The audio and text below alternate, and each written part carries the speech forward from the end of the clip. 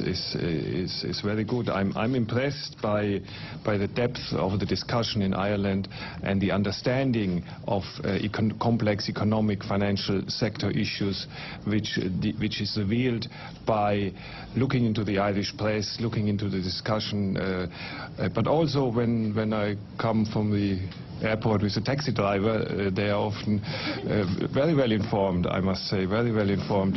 So I think that is a good sign that here we have an open discussion. It's a difficult adjustment process, but there is an open debate, and there's a debate where economic arguments play an important role, and I think that is how it should be. Klaus Manich, did your taxi driver tell you how the Irish people are bewildered that we are required to pay unguaranteed bondholders billions of euros for debts that the Irish people have no relation to or no bearing with, primarily to bail out or to ensure the solvency of European banks? And if your taxi driver asked you that question, or if the taxi driver had asked you that question, what would have been your response? That's my first question. Well, can we take a couple together? Can you ask the second question? Well, my second question is a completely different issue, and okay. I may have a follow-through if Mr.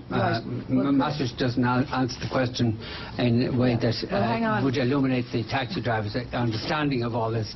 I would have a follow-through question. Right. Can I ask you then to pass the mic, and we'll come back to you for the second question. Yeah, well, if you don't mind, that's a way of breaking up the exchange, and I would prefer if it went this way. We have a tradition in Irish journalism that we pursue issues, and that when somebody doesn't ask a question, we follow through on it, and I hope that tradition will be respected on this occasion. So could you answer the question? Yeah. Mr. Vincent, I have answered a very similar question of you. I think it was 2 reviews ago. You addressed the question. You addressed the question previously. I addressed the question. Yes. I answered it. I would say I can understand that this is a difficult decision to be made by the government, and there's no doubt about it. But there are different aspects of the problem to be balanced against each other, and I can understand that the government came to the view that all in all the costs for the Irish people, for the stability of the banking system, for the confidence in the banking system of taking certain action in this respect, which you were mentioning, could likely have been much bigger than the benefits for the taxpayer, which of course would have been there. So the financial sector would have been affected, the confidence of the financial sector would have been negatively affected, and I can understand that there was a difficult decision, but that the decision was taken in this direction.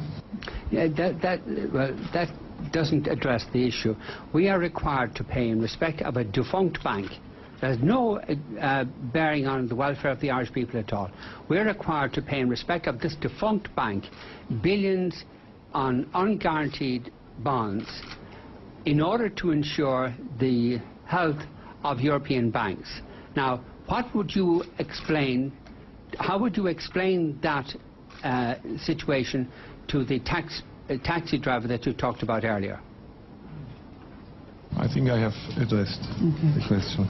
No, you haven't addressed the question, because you've referred to the viability of the Irish financial institutions. This financial institution I'm talking about is defunct.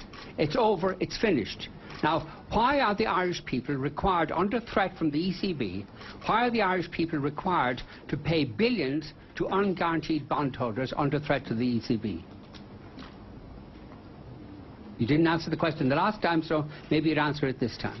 Well, I think he doesn't have anything to add to what he's already said. Sorry, this isn't good enough. Sorry, this isn't good enough. You people are intervening in this society, causing huge damage by requiring us to make payments not for the benefit of anybody in Ireland, but for the benefit of European financial institutions. Now, could you explain why the Irish people are inflicted with this burden?